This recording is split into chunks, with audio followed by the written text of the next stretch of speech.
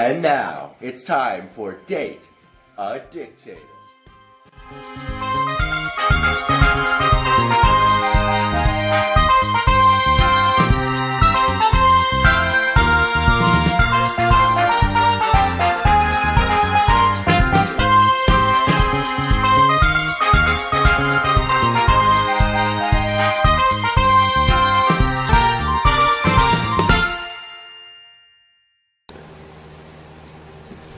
Hello, and welcome to Date a Dictator. My name is Nancy, with an I, Grace. We're not trying to get sued here. Hello, I'm Anderson Cooper. And today, on CNN's Date a Dictator, we have 4 mysterious totalitarian suitors for contestant Fancy Turner. Let's meet her now. Hi, Fancy Turner. Thank you for being here today. Oh, the pleasure is all mine, Nancy with an I. So, Fancy Turner, tell us about yourself. Well... Fancy Turner has dedicated her life to stalking Frankie Muniz. She enjoys the works of Nicolas Cage, particularly Ghost Rider, Long Walks in Meadows, and any type of totalitarian leader. Growing up, I had always had a thing for dictators. I mean, I know they look mean, and they've brutally killed millions, but they're actually harmless. I can change them! So, Fancy Turner, what are you hoping to get out of today? $1 million. That is not how this show works. Oh, I guess love, then. Now that we've gotten to know our contestant, let's meet our fine bachelors. Audience, let's see who's behind door number 1. But first, we must put Fancy in a soundproof bag. Get in.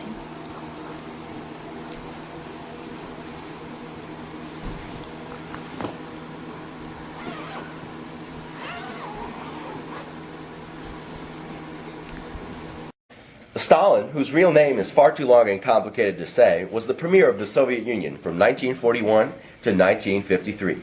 He came to power under Lenin by slowly taking more and more power while in his position as the General Secretary of the Communist Party. He joined the Bolsheviks in 1903 and worked primarily to raise money for the party by any extreme measure. After the death of Lenin in 1924, Stalin put in place new reforms, such as highly centralized command economies and 5-year plans. This launched a rapid industrialization and economic collectivization in the countryside and transformed Russia from an agrarian society to an industrial power, but ended up leading to the Soviet famine of 1932 to 1933. The rapid industrialization caused millions to be deported and exiled, and millions others were sent to penal labor camps. In 1937, because of fears of enemies, the Great Purge killed thousands, including the Red Army. It was great to meet Mr. Stalin. Now, let's see who's behind door number 2. Franco, who prefers to go by Coco, for no reason given, is the totalitarian head of Spain. He is an absolute failure when it comes to coup d'etat against the Popular Front. However, this failure led to the Spanish Civil War, in which Franco emerged as the leader of the Nationalists. He won the Civil War with military aid from Italy and Germany.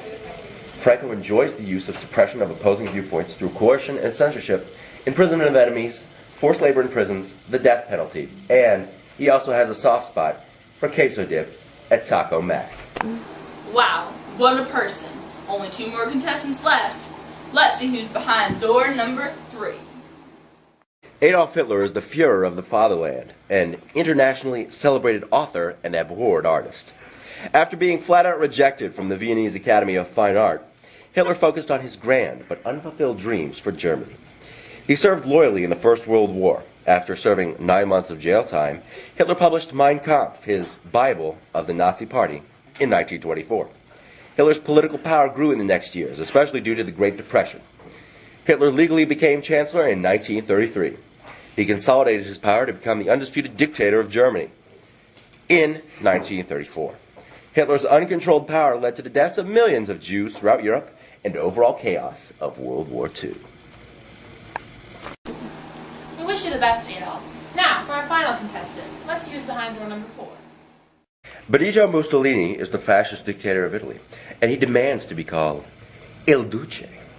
His past is full of thrilling adventures, including getting expelled from boarding school for stabbing another student, fighting in World War I for 9 months, and forming the OVRA secret police.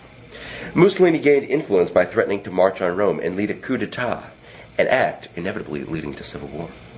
King Victor Emmanuel II hence decided to terminate his support for the Prime Minister and allow Mussolini to grab power.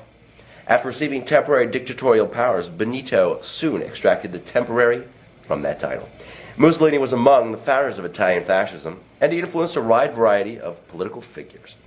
From attacking Ethiopians to promoting total submission of the citizen to the state, this totalitarian leader is a bundle of fun. You won't need widespread propaganda to see that this guy is one great catch. Thanks to all our guys for being here today. Now that the audience knows who's playing, let's let our contestant get to know these great guys. Fancy, you're going to have the opportunity to ask the bachelors any questions you would like. Let's talk to bachelor number 1. Bachelor number 1, what are some of your hobbies? Well, not to brag, but I enjoy putting into place highly centralized command economies and 5-year plans. I also like launching periods of rapid industrialization and transforming countries into industrial powers in laser tag. You sound so accomplished. Where do you see yourself in 5 years? I plan to stay in power until I die. I want to dabble in nuclear programs and maybe even look into space exploration.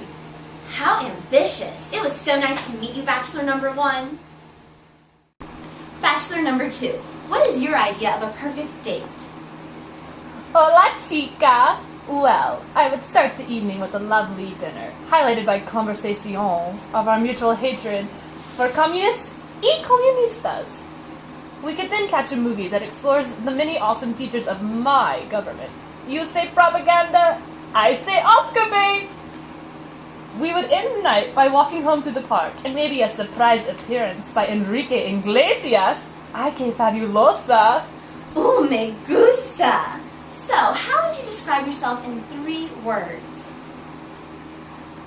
If we're being honest here, I would have to go with controversial, stubborn, y caliente. Ay, ay, ay, ay, ay, ay, ay.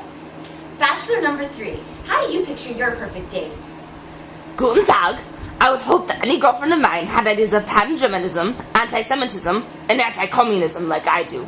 Also, she would want a fairly small wedding and be willing to die for me. Wow, that's intense. Where do you see yourself in 5 years, Bachelor number 3?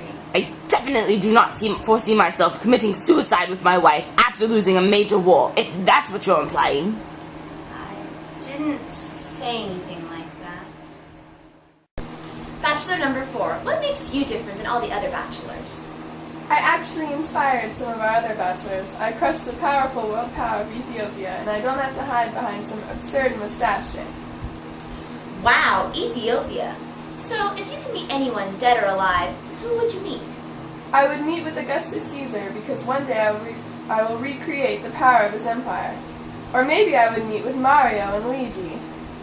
Great answer. It was great to meet you, Bachelor number 4. Now that we have met all of our bachelors, and Fancy has gotten a chance to know a bit more about them, it's time for the moment of truth. So, Fancy.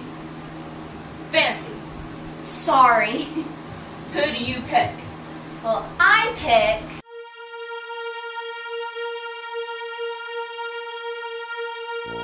Bachelor number 1. Now that Fancy has chosen her bachelor, let's look at the bachelors that she didn't pick. Bachelor number 2 was Francisco Franco, totalitarian leader of Spain. Now let's see who's behind door number 3. Nazi dictator of Germany, Adolf Hitler! 999!